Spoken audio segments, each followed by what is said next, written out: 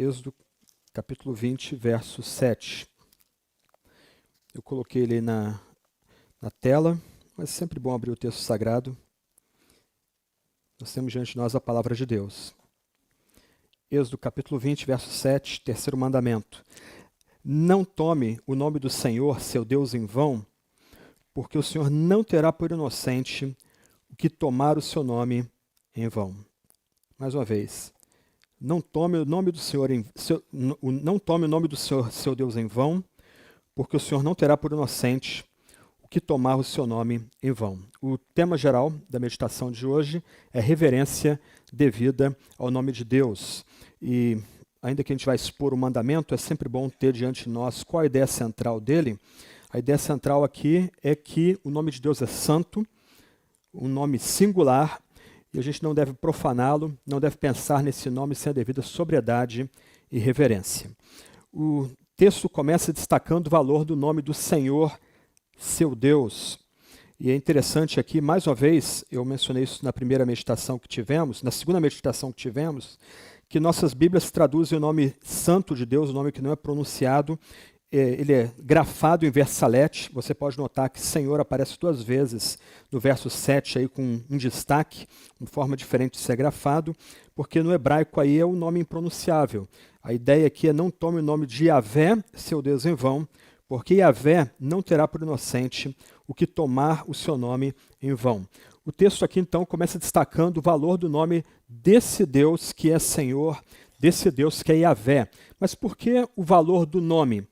Aqui a gente tem que saltar um pouco, sair um pouco da nossa cultura e pensar em termos da cultura bíblica, da cultura hebraica. Para a cultura hebraica, o nome está ligado à pessoa, o nome está ligado ao caráter da pessoa, o nome está ligado à posição que a pessoa ocupa. Antes da gente considerar aqui o nome de Deus, a gente pode pensar no nome de personagens bíblicos que já são citados tanto no livro de Gênesis como no livro de Êxodo. Por exemplo, Abraão, tinha o seu nome original antes, era Abrão, que significava pai elevado ou pai ilustre. E quando Deus pactua com esse homem, o nome dele é mudado agora para Abraão, que de pai elevado e pai ilustre passa a ser agora o pai de uma multidão ou pai de muitos. Isaac, ele ri, filho da alegria, por causa do contexto em que ele vem à luz, que ele nasce.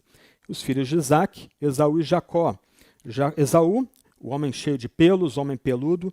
Jacó, aquele que vem agarrado ao calcanhar, ou aquele que está ligado ao calcanhar. E você lembra que quando Deus vai pactuar com Jacó, o seu nome é mudado. De Jacó ele passa a ser Israel, lutador, ou aquele que luta com Deus. Ele tem seu nome mudado agora. Lembra, aqui na cultura hebreia, o nome está associado à pessoa, o nome está associado ao caráter ou à posição que aquela pessoa ocupa. Moisés pode ser traduzido como criança ou aquele que é tirado das águas. E Yahvé, eu sou o que sou, assim Deus se apresenta a Moisés. Ele é o eterno, ele é o imortal, ele é aquilo que é. Deus é imutável, Deus nunca muda. Deus está fora do tempo, acima do tempo. O tempo mesmo é a criação divina. O nome de Deus tem que ser reverenciado. O nome de Deus não pode ser tomado em vão. Deus não vai ter por inocente aquele que tomar o nome do Senhor Deus em vão. Quando nós consideramos o primeiro mandamento, nós pensamos nos nomes de Deus. Nós estamos destacando um dos nomes de Deus, Yahvé. Eu sou aquilo que sou, ele é aquilo que ele é. Yahvé é o eterno, Yahvé é o imortal. Mas a gente pode pensar rapidamente, ou relembrar rapidamente, os outros nomes com os quais Deus se apresenta na Sagrada Escritura, para reforçar essa ligação do nome, na cultura hebreia, com a pessoa, com o seu caráter, com a posição que ele ocupa. Yahvé é o Deus poderoso, Yahvé é o Deus altíssimo, Yahvé é o Deus todo-poderoso. Ele é o Deus eterno, ele é o Senhor distinto, aquele único Senhor que governa todas as coisas. Ele é aquele que é, ele é o Senhor que proverá, ele é a nossa bandeira, ele é a nossa paz, ele é o que nos santifica, ele é o nosso pastor, o meu pastor, ele é a nossa justiça, ele está ali, ele habita com o seu povo, ele é o Senhor, o Deus de Israel. Esse é o nome de Deus, o nome sagrado de Deus, o nome santo de Deus. E cada um desses nomes em conjunto com aquele que é, o eu sou o que sou, ele mostra que Deus busca a sua própria glória. Deus faz com que ele mesmo seja exaltado e magnificado na sua criação. O que lembra, e por isso cuidado com o nome de Deus, que não há ninguém ou nada além de Deus ou acima de Deus. Nós tratamos isso quando consideramos o primeiro mandamento. Muitas vezes, ao debatermos sobre Deus, os caminhos de Deus, a ação de Deus, alguém pode dizer, não, mas se Deus agir assim, ele não é justo. Por trás desse tipo de argumentação, pressupõe-se que há algum padrão de justiça maior do que o próprio Deus. Se há algo maior do que o próprio Deus, então Deus não é Deus. Se há algo que está acima de Deus, se há algum tipo de conceito de justiça ao qual Deus está ligado ou obrigado, Deus deixa de ser Deus. Mas o Salmo confessa que Deus é justo em todos os seus caminhos, santo em todas as suas obras. Tudo que esse que faz é justo, tudo que Yahvé faz é completamente santo. Deus, então, exige que o seu nome seja tratado com a devida reverência, porque só Ele é exaltado, só Ele recebe glória, só Ele é o Senhor absoluto. Em outras palavras, só Deus tem todo o controle, só Deus tem toda a autoridade, toda a presença sobre toda a criação que lhe pertence. Tudo está debaixo do seu comando. Por isso, o seu nome tem valor. Por isso, o seu nome não pode ser tomado em vão. Por isso, a gente deve prestar reverência ao nome de Deus, porque o nome de Deus comunica quem Deus é, comunica o que Deus faz, comunica a realeza da posição que Deus ocupa. E é interessante quando a gente considera essa sentença pequena do terceiro mandamento, não tome o nome de Yahvé, seu Deus, em vão. A ideia de seu Deus nos comunica que esse Senhor exaltado, esse que é poderoso, que é altíssimo, que tem todo o poder, que é eterno, que governa, que está com o seu povo, ele pactua com o seu povo. Seu Deus, ele entra numa relação pessoal com o seu povo. Isso é surpreendente para a gente.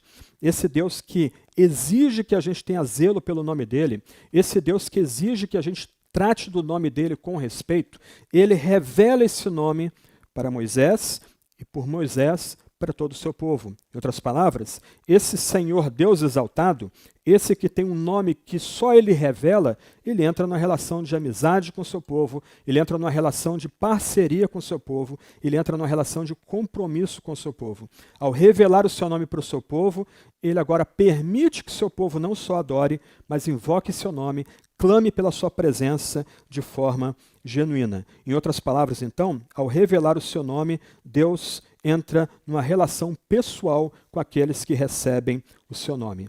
Não tome o nome do Senhor, seu Deus, em vão, porque o Senhor não terá por inocente o que tomar o seu nome em vão. O nome do Senhor, então, é um nome maravilhoso, cheio de mistério. Eu sou o que sou. Ele habita na sarça que ardia e não se consumia. Ele é aquele que é. Ele é imortal, ele é eterno. Tenta explicar para uma criança o que é imortal. Tenta explicar para uma criança o que é eterno. Você já vai esbarrar com o mistério. Nós conseguimos falar do tempo. Estamos presos ao tempo. Mas quando a gente tem que sair do tempo e falar daquilo que existe fora do tempo, a gente tropeça em nossas palavras. A gente já tem dificuldade em falar. Né? Se não fica muito claro para você, conversa com a criança sobre a doutrina da criação. Ela pergunta, quem criou papai? Aí você diz, foi Deus. Quem criou mamãe? Deus. Quem me criou? Deus. Quem criou Deus? Aí você trava. Porque esse nome tem envolto em mistério. O nome de Deus, que nos é requerido reverência por ele, está envolto em mistério. Ele está fora do tempo. Ele existe fora do tempo, posto que ele é o criador do tempo. O nome do Senhor, então, voltando, é um nome maravilhoso, cheio de mistério, santo e digno de respeito, glorioso e terrível, cuja glória foi revelada por Moisés, pelos profetas, finalmente em Cristo e por seus discípulos. Esse nome que é revelado em Êxodo 3,14 e que é desdobrado por toda a Sagrada Escritura, ele chega a nós aqui hoje por meio da Sagrada Escritura. Esse nome se revela a Isaías no templo, em meio a fumo, em meio a temor, em meio a pureza completamente imaculada. Isaías teme. Eu tenho lábios impuros, tenho coração cheio de impureza. Quem pode persistir na presença desse Deus que é totalmente santo? Aí o apóstolo João vai nos revelar que Isaías falou disso na presença do próprio Jesus. O próprio Jesus é aquele que é. O próprio Jesus estava na sarça ardente junto com seu Pai. e Lucas, o médico amado, vai revelar em Atos 28 que quando Isaías tem essa visão do eu sou o que sou, o absolutamente santo se revelando a ele no templo, ele tem uma percepção da presença bendita do Espírito Santo. Em outras palavras, o Espírito também é aquele que é. O Espírito também é Javé ou Jeová, como a gente costuma pronunciar. O Pai, o Filho, o Espírito, eles compartilham esse único nome, esse todo santo nome, e ele chega a nós pelos profetas e pelos apóstolos. E o surpreendente para nós, e por isso o respeito devido que a gente tem que ter por esse nome, é que maravilhas ocorrem quando esse nome é invocado.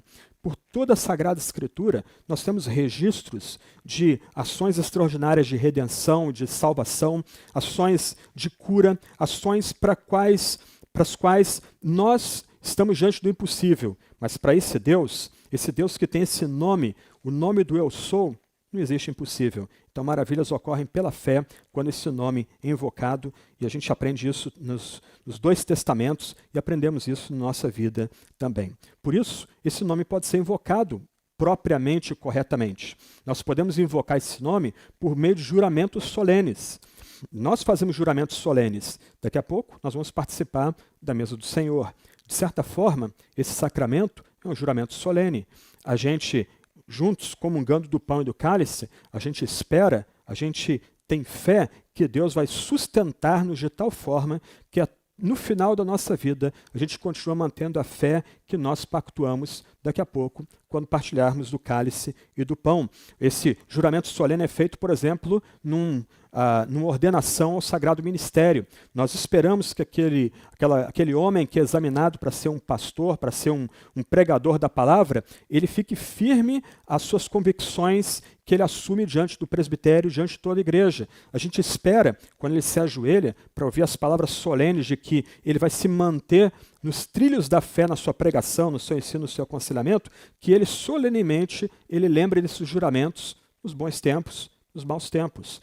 Que a semelhança de Ulisses, esses juramentos mantenham ele literalmente amarrado ao mastro, fiel ao juramento que ele fez ao entrar no ministério da Sagrada Escritura, da pregação da Sagrada Escritura. Então a gente pode usar o nome do Senhor em momentos solenes, a gente pode chamar Deus como testemunha, a famosa frase do Antigo Testamento, que Deus julgue entre eu e vocês, que Deus seja a testemunha de quem está agindo correto. Nós podemos invocar o Senhor como uma testemunha por meio desse tipo de juramento verdadeiro.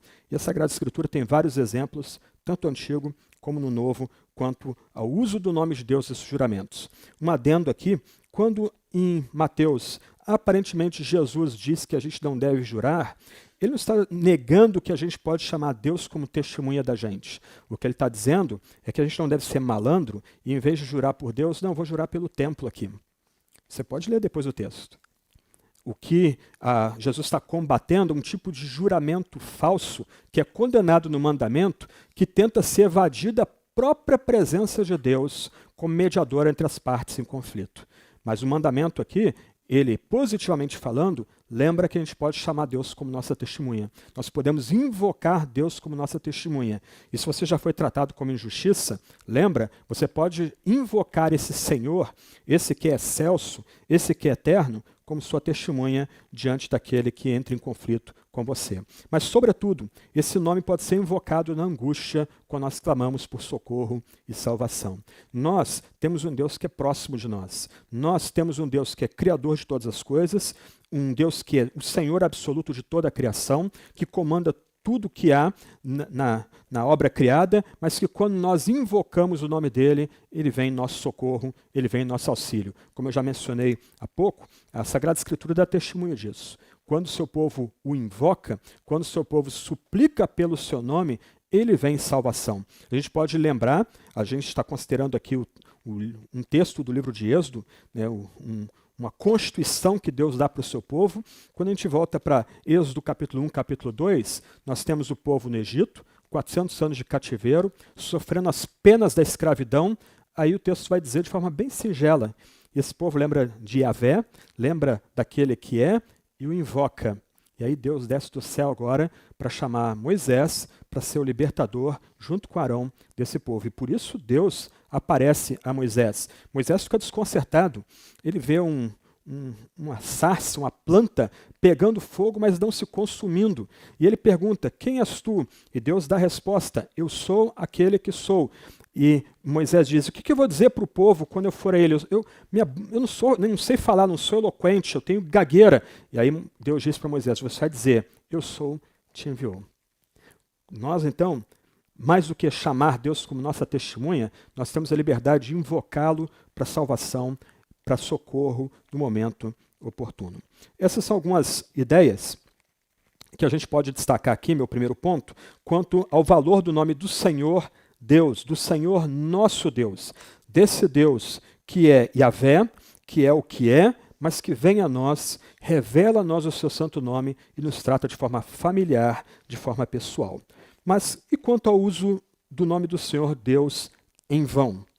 A palavra hebraica vão, shav, pode ser traduzida como engano, fraude, malícia, falsidade, vaidade ou de vazio.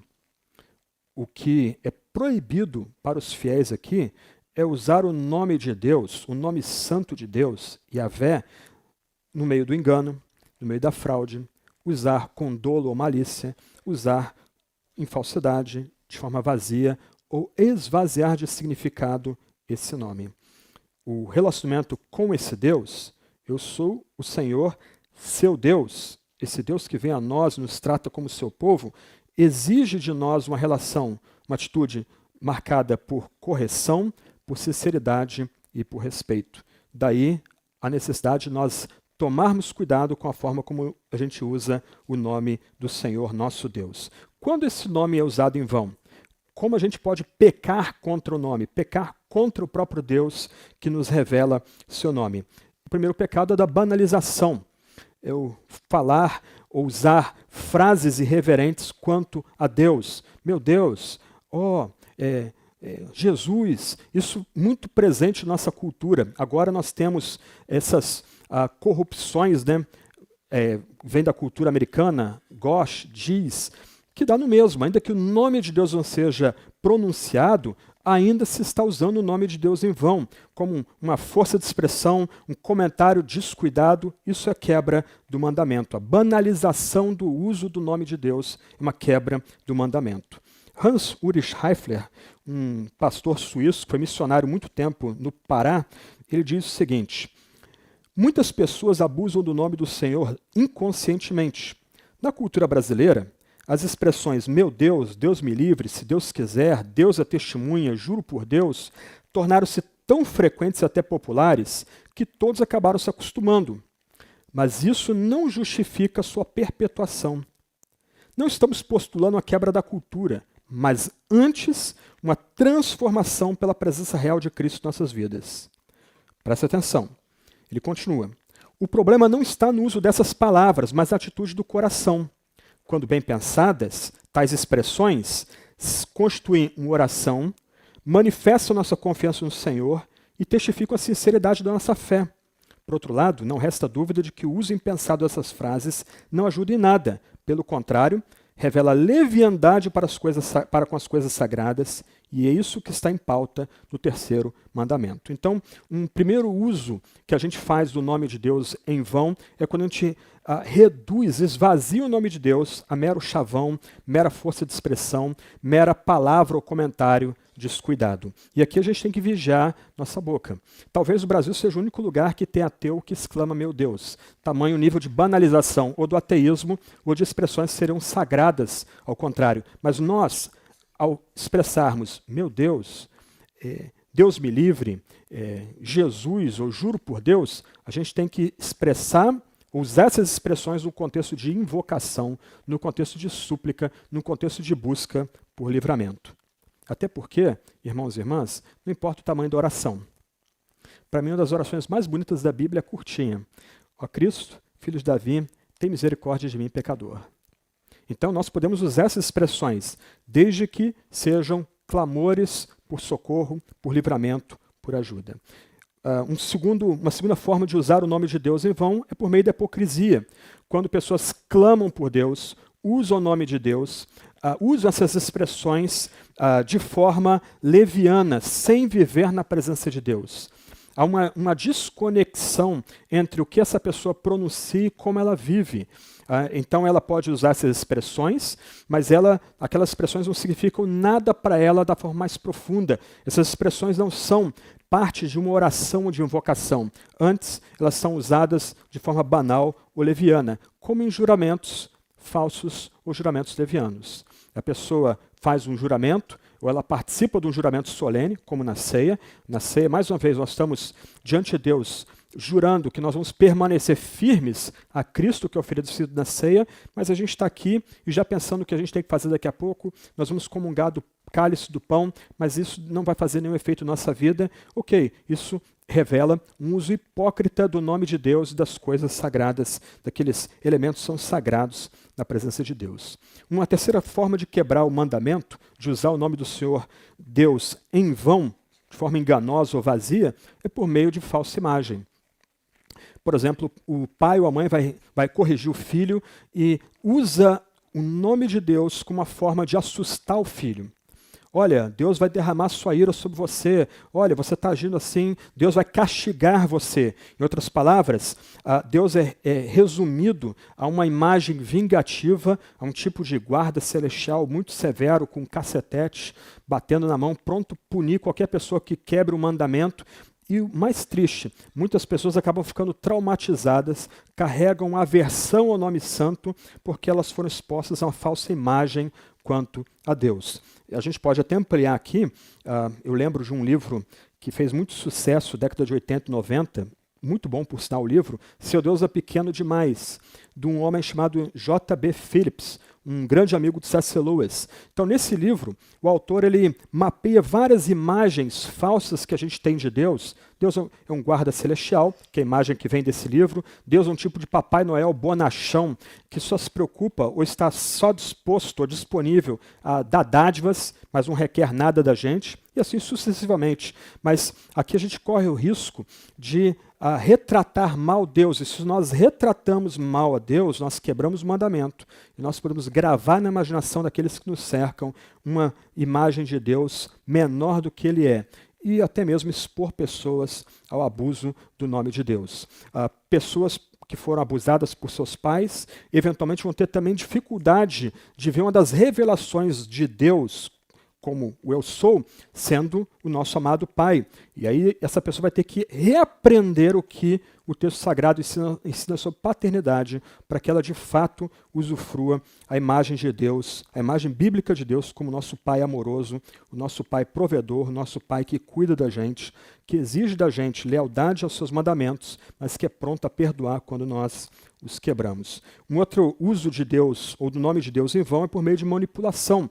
Por exemplo, a manipulação política, quando certa causa é identificada com os valores de Deus ou do reino, ou quando o político que nunca vai na igreja, ele se lembra a cada 4 anos que ele é cristão, ele tem que correr para dentro da igreja e tirar fotos ali dentro da igreja, e postar essas fotos nas redes sociais para ele mostrar que ele é cristão. Então o nome de Deus pode ser manipulado e usado em vão na esfera pública, na esfera política, também na igreja. Por exemplo, por meio de afirmações teológicas imprecisas, imagens defeituosas de Deus.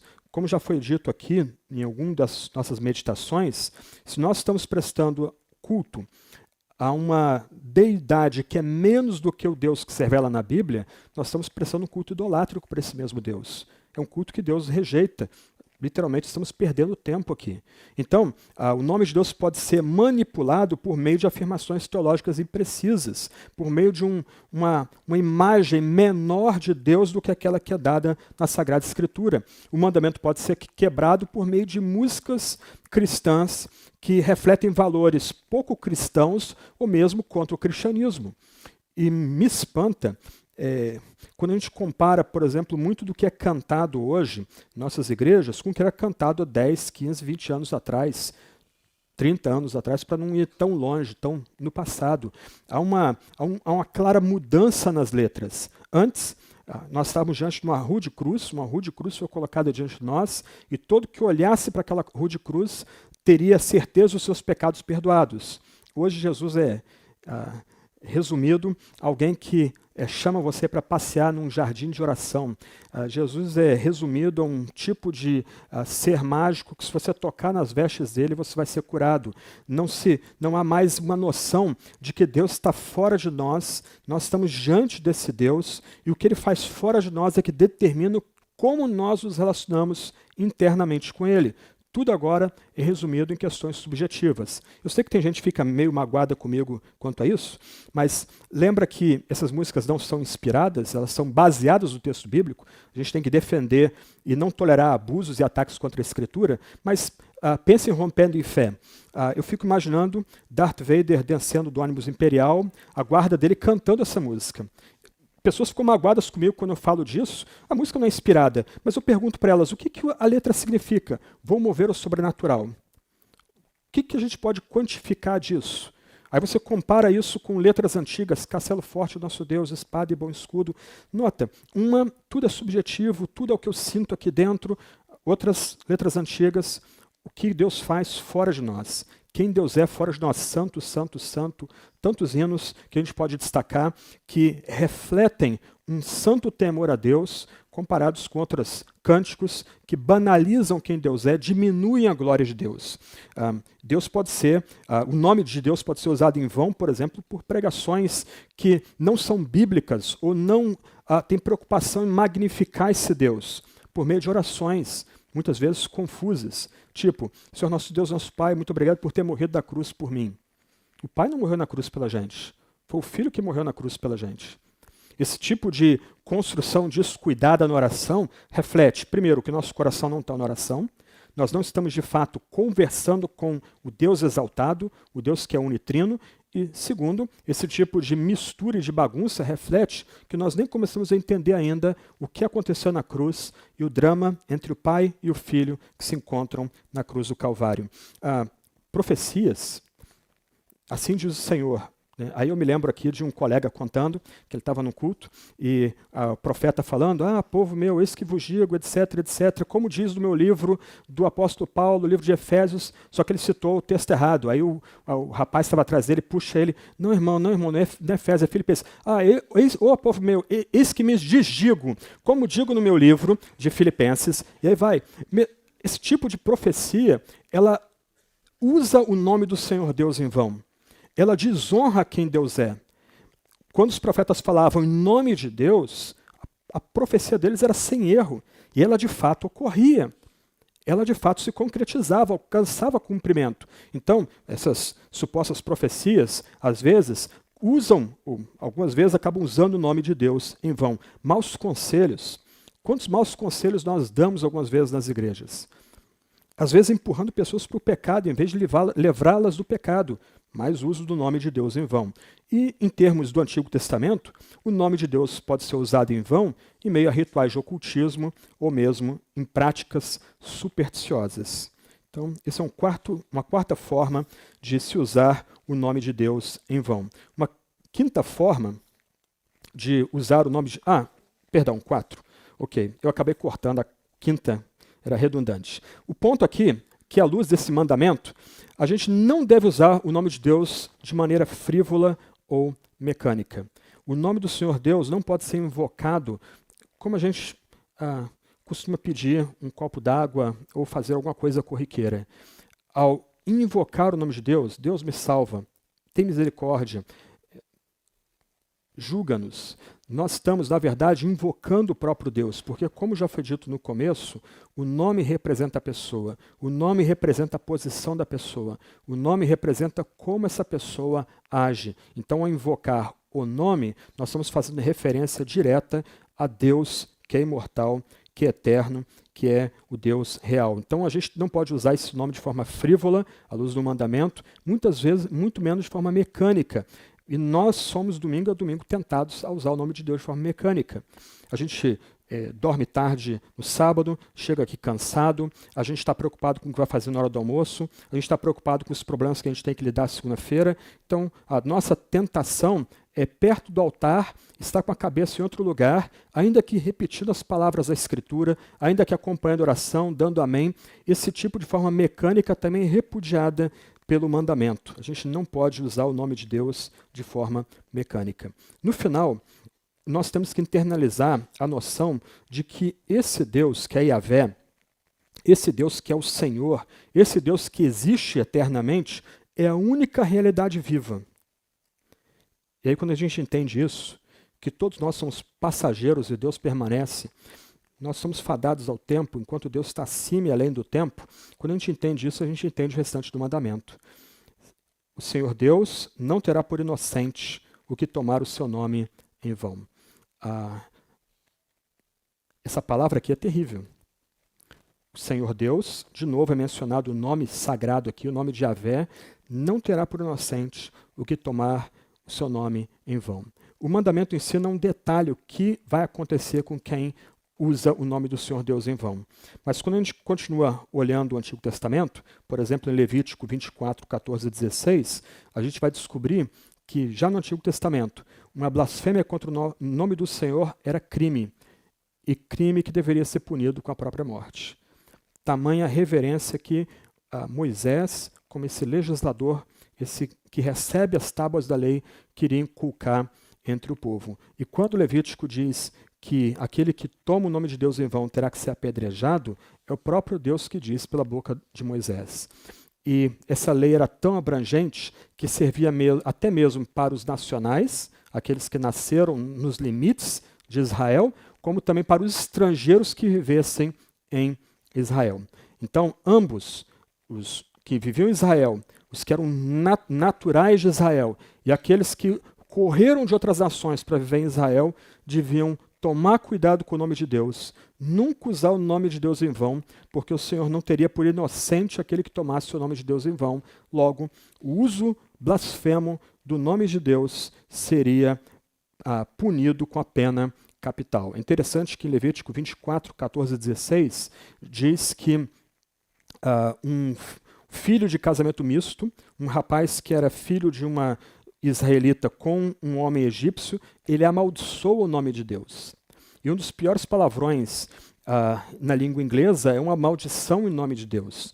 O mandamento diz que não devemos tomar o nome de Deus em vão, porque o Senhor não terá por inocente aquele que tomar o seu nome em vão. Isto é, de forma descuidada, de forma leviana, ou esvaziando o nome de Deus. Eu já mencionei um pouquinho aqui como a gente usa o nome de Deus de forma correta, mas meu terceiro ponto, vamos tentar organizar isso aqui. A Escritura não proíbe que a gente use o nome de Deus, de forma nenhuma. Ela nos encoraja a invocá-lo, a invocar Deus de coração e com temor. Nós temos um livro inteiro de orações que nos ajudam nesse aspecto. 150 salmos. Os salmos nos ensinam a orar apropriadamente, a invocar de forma apropriada o nome de Deus. Como a gente usa, então, esse nome santo de forma que agrada a Deus, de forma que Deus é glorificado? Eu anotei 4 pontos aí. Primeiro, quando aceitamos sua vontade para a nossa vida, seja ela qual for. Quando nós entendemos que as ações de Deus são sempre santas e justas, a gente usa o nome de Deus em vão. Quando nós recebemos a vontade de Deus para nós, quando nós nos submetemos à sua vontade, nós estamos usando o nome de Deus de forma apropriada, de forma que esse nome seja santificado, como diz o Pai Nosso, de forma que esse nome receba a glória. Você tem aceitado a vontade de Deus para a sua vida? Você tem submetido a vontade de Deus para a sua vida? Sempre que você se submete, independente de quão dura essa vontade pareça, Deus está sendo glorificado na sua vida. Você está usando o nome santo de Deus de forma significativa. Deus é glorificado e seu nome é usado de forma correta quando nós não acrescentamos nem diminuímos sua palavra sagrada. Esse é um ponto importante. Deus falou. Deus fala, gente. Ele é o nosso Deus. Ele é o Senhor nosso Deus. Ele é o Senhor seu Deus. Ele fala a você. Então, se você quer que o nome desse Deus que vem a você seja honrado, que esse nome seja exaltado, magnificado, como diz Jesus, o Pai Nosso, que esse nome receba santidade, seja embelezado por santidade, então a gente não pode nem acrescentar, nem diminuir a revelação de Deus para nós, dada em sua palavra. Nós somos chamados a aceitá-la em sua inteireza e meditar nessa Sagrada Escritura como um todo, 66 livros, a gente é chamado a passear, a caminhar, a aprender com toda essa revelação que Deus dá para nós. Do outro lado, quando a gente pode diminuir essa palavra de duas formas. Uma, um jeito mais grosseiro, por meio das heresias, que começa a retalhar a palavra sagrada, mas outra forma, que é corriqueira entre nós, é não querendo meditar em toda a Sagrada Escritura. Nós temos 66 livros para caminhar com eles. Deus tem muita luz para dar para a gente. E a gente é ingrato quando não participa desse banquete, quando a gente não devora, quando a gente não ama esses 66 livros, quando a gente não passeia por eles. Eu te garanto, se você começa a andar com toda a palavra de Deus, você vai descobrir que não há uma única condição em que você entre na sua vida que não haja uma palavra para você do próprio Deus na Sagrada Escritura. A gente glorifica a Deus e usa corretamente o nome dele quando a gente jura solenemente, como eu disse há pouco. Em nossa ceia, nossos batismos são juramentos públicos também.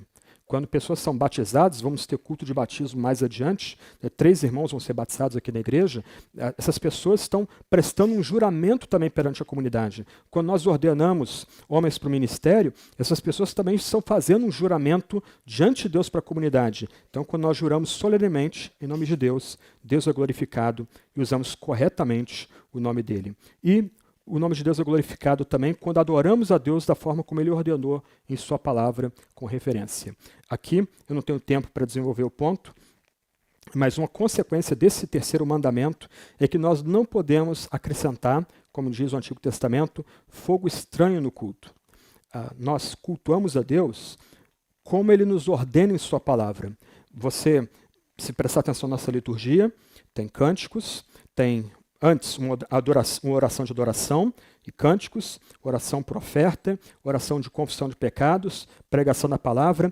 Cada elemento desse culto, acoplado a ceia e batismo, pode ser justificado biblicamente. Se você pergunta para mim, para Tiago, para outros aqui, qual a base bíblica do que vocês estão fazendo no culto? Nós podemos afirmar. Nós estamos fazendo culto porque no Antigo e Novo Testamento encontramos exemplo disso, daquilo. Agora, quando nós começamos a acrescentar elementos do culto, que não tem base bíblica, nós estamos usando o nome do Senhor Deus em vão. Quando, por exemplo, a pregação é substituída por uma peça de teatro, uma palavra de autoajuda, nós estamos usando o nome de Deus em vão, nós estamos introduzindo fogo estranho dentro do culto. E aí você depois pesquisa o que aconteceu com 2 sacerdotes cabeçudos quando eles introduziram fogo estranho no culto. A história é terrível e deveria alertar a gente do cuidado de nós adorarmos a Deus de outra forma que não aquela que Ele ordena em sua palavra. Pode parecer estranho, ou talvez um pouco radical isso, mas se a gente começa a acrescentar outros elementos ao culto que não tem respaldo bíblico, hoje nós vamos parar. Bom senso. Bom senso não é inspirado por Deus. Bom senso não é necessariamente informado por Deus. Bom gosto, senso estético, nada disso é critério último para a gente definir como nós cultuamos a Deus, o que nós apresentamos a Ele em culto. Então, uma forma de usar o nome de Deus corretamente, glorificar o nome dEle, e quando a gente adora a Deus, da forma como Ele ordenou em sua palavra, com a reverência. Último ponto, a importância do nome de Cristo. Eu abri falando do significado do nome de Abraão, Isaac, Esaú, Jacó, Moisés, Israel, o próprio nome santo de Yahvé. E no Novo Testamento a gente aprende que Jesus também é Yahvé. Jesus, um com o Pai e também com o Espírito, é Yahvé. Jesus, com o Pai e com o Espírito, estava na sarça que ardia e não se consumia. Ele se dirigiu santamente a Moisés. Jesus significa Deus é salvação ou Deus salva. Na verdade, Jesus é a transliteração, a tradução grega para o nome hebraico que seria Josué, que nos lembra o famoso personagem conquistador, que aí funciona como um tipo de Cristo, antecipando aquilo que Cristo vai fazer, vindo para conquistar a terra. Então Jesus significa Deus da salvação, Deus salva. Quando nós invocamos o nome de Jesus, isso significa que nós esperamos que Jesus, que é Deus, nos salve ou que Ele traz a salvação para nós. Cristo é a tradução grega para a palavra Messias, e Messias é ungido. No caso de Cristo aqui, ele é o ungido. Ungido para ser rei, profeta e sacerdote. No Antigo Testamento, homens eram separados para realeza, homens eram separados para profecia, homens eram separados para o sacerdócio, mas nenhum homem podia ser rei, profeta e sacerdote ao mesmo tempo. Sempre que alguém tentar fazer isso, se dava mal. Saul, que foi escolhido por Deus e ungido pelo profeta, por ordem divina, quando ele tenta ser sacerdote, o que Deus faz? Retira a realeza dele, entrega o reino a Davi, a outro. Quando Uzias, que era parente de Davi e era um grande rei, tentou ser sacerdote, o que Deus faz? Deus toca no corpo desse rei e ele fica leproso. Nenhum homem no Antigo Testamento podia ser os três ao mesmo tempo. Mas quando a gente fala que nosso Jesus, que nos salva, que é Deus que nos salva, ele também é o Messias, nós queremos dizer que esse Jesus é aquele que é único como rei, profeta e sacerdote. Ele tem o controle de todas as coisas, ele fala da parte de Deus e fala com autoridade divina, e ele é aquele que se interpõe entre nós e o nosso Pai. E ele, como Messias, vem para restaurar Israel e governar todas as nações. Isso que é surpreendente.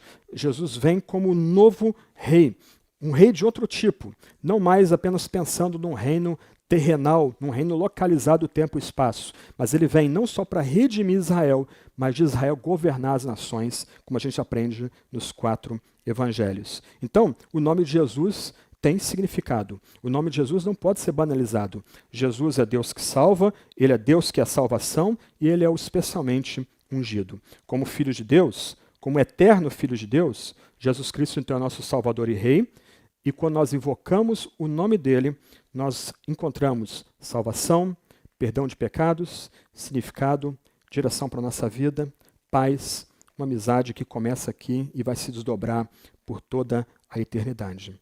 O nome de Jesus, então, é crucial para a nossa salvação. Como a gente aprende em Atos 4,12, não há salvação em nenhum outro, porque debaixo do céu não existe nenhum outro nome dado entre os homens, pelo qual importa que sejamos salvos. Então, a gente não pode usar o nome de Jesus levianamente. Quando nós invocamos Jesus, nós estamos invocando Jesus, sobretudo, como aquele que é o único que tem como nos colocar na relação correta com o seu Pai, como nosso Salvador. E é interessante, na cultura contemporânea, o ateísmo aparentemente está em declínio. Houve uma sobrevida do ateísmo há uns anos atrás, com alguns livros sendo publicados, defendendo um chamado neo-ateísmo, mas parece que ele voltou a entrar em baixa. Mas se você notar, se pessoas gostam de usar o nome de Deus na esfera pública, na política, em debates filosóficos, existenciais, nas nossas conversas pessoais, experimenta introduzir o nome de Jesus. Vai causar algum desconforto.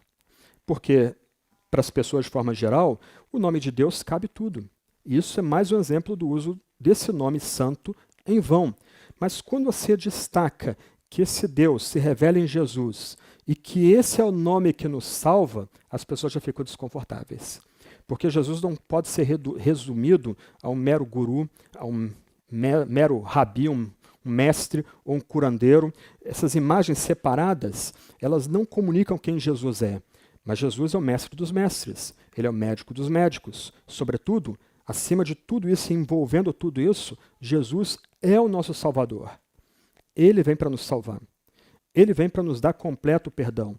Ele vem, literalmente, para romper a barreira que havia entre nós e seu amado Pai, barreira levantada pelos nossos próprios pecados, para que a gente não só invoque a Deus apropriadamente, mas para a gente entre numa relação de amizade com esse Deus. Então, repetir o nome de Jesus sem entender o seu significado e sem deixar que Jesus mude a nossa vida é inútil. É simplesmente usar o nome de Deus de forma imprópria. É conspurcar o nome de Deus. Também na oração, o nome de Jesus não deve ser usado de forma mágica. Nós nos acostumamos a terminar nossas orações em nome de Jesus, amém. E é engraçado que algumas vezes, quando pessoas não terminam a oração com o nome de Jesus, alguns crentes ficam desconfortáveis. Eles parece que a percepção deles é que está faltando algo. Mas esse tipo de atitude revela que o nome de Deus está sendo resumido a uma palavra mágica. que significa orar em nome de Jesus? Significa que só temos esperança de sermos atendidos por causa do sacrifício de Jesus do Calvário, o sacrifício sangrento, de vergonha e dor, e somente pela intercessão contínua de Jesus é que a gente tem esperança de receber bênçãos e receber dádivas e ver as promessas de Deus sobre nós se cumprindo. Então, quando crentes oram em nome de Jesus, eles devem orar não apenas sentindo que eles estão orando, mas entendendo que somente porque Jesus vive para interceder pela gente é que a gente vai ter esperança de nossa oração ser atendida. Então, o nome de Jesus não pode ser resumido a uma mera palavrinha mágica que a gente acopla a oração para terminá-la ali. Não, quando a gente termina a oração em nome de Jesus, a gente espera que esse que vive para interceder pela gente nos atenda. Na verdade, quando nós terminamos a oração em nome de Jesus, nós queremos comunicar, ou devemos comunicar, que nós só nos colocamos na presença de Deus e nós só nos ajoelhamos perante Ele pela confiança que temos em Jesus Cristo, que abriu um novo caminho para a gente, um novo e vivo caminho. É no nome dele que há salvação. Aqueles que se arrependem de seus pecados são batizados no nome de Cristo, recebem o Espírito Santo e tornam-se cristãos. Então, uma conduta desrespeitosa ou pouco santa daqueles que se apresentam como cristãos desonram o nome de Jesus Cristo diante dos outros. Então, uma das talvez principais provas de que somos cristãos é que nós vivemos como Cristo. Ele se torna o nosso padrão de que deve ser um homem, uma mulher que é batizado, que é marcado, que é selado por esse nome que é bendito e santo. Quando pessoas proferem o nome de Jesus e vivem de forma descuidada, ou vivem de uma forma incompatível com o que o próprio Jesus exige da gente, essa pessoa também está usando o nome de Deus em vão.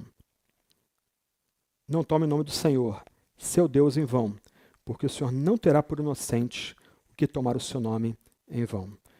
Graças a Deus por Jesus Cristo, porque muitas vezes a gente não consegue se refrear. A cultura pesa sobre a gente, uma ação irrefletida age, ou nós somos levados a agir de forma irrefletida, a gente usa o nome santo de Deus em vão, usa o nome de Jesus em vão, resume Jesus a uma caricatura, um bonequinho que a gente usa lá no WhatsApp. Graças a Deus por ele, porque ele tem poder de perdoar esses nossos pecados. Mesmo como crentes, a gente correndo nesse pecado de quebrar o mandamento.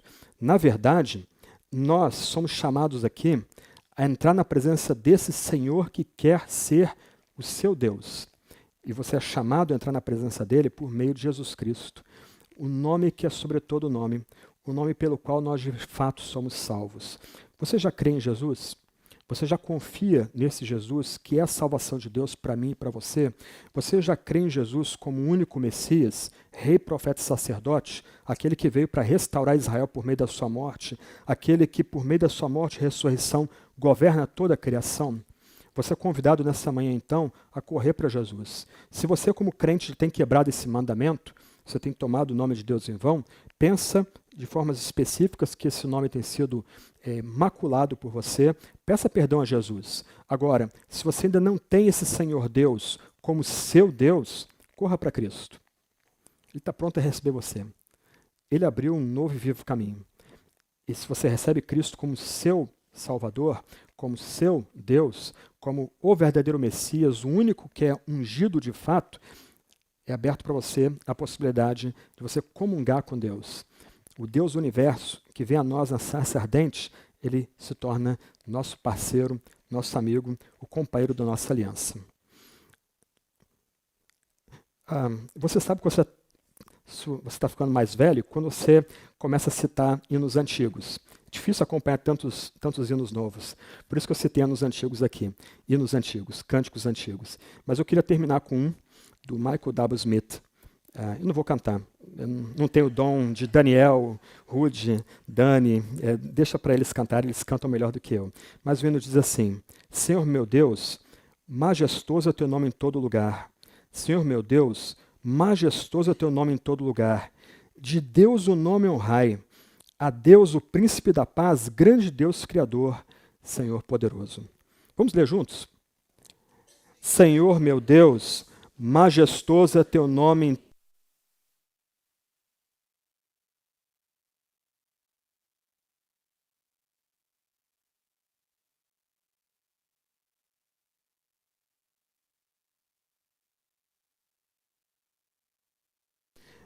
Senhor Deus, tem misericórdia de nós quando usamos teu nome em vão. Perdoa-nos, ó Deus. Tem misericórdia da gente. Às vezes a gente age de forma infantil, de forma descuidada, displicente com o teu nome que é 3 vezes santo e 3 vezes bendito. Tem misericórdia de nós, teus filhos. Apaga a transgressão dos nossos lábios e do nosso coração. Ajuda-nos, ó Deus, a adorar-te como convém, a celebrar o teu nome como convém. Ajuda-nos a carregar o teu nome cheio de significado em nossa vida. Do outro lado, se há amigos aqui que não te têm como seu Deus, como Deus da aliança, o Deus parceiro, o Deus amigo, Deus, dá teu espírito para esses, quebranta-os, ilumina seus corações e mentes, atrai esses a Jesus Cristo, aquele que tem o doce nome, aquele que tem um nome que é sobre todo nome, aquele que nos salva, aquele que é o único Messias, o verdadeiro Messias, nosso rei, profeta e sacerdote, o rei de toda a criação, o restaurador de Israel. Ó Deus, reconcilia esses contigo por meio de Cristo. Nós imploramos, ó Deus, humildemente suplicamos, derrama teu Santo Espírito sobre esses, para que esses desfrutem da alegria, do compromisso, da beleza que é ser teu povo e ter-te como Deus. Amém.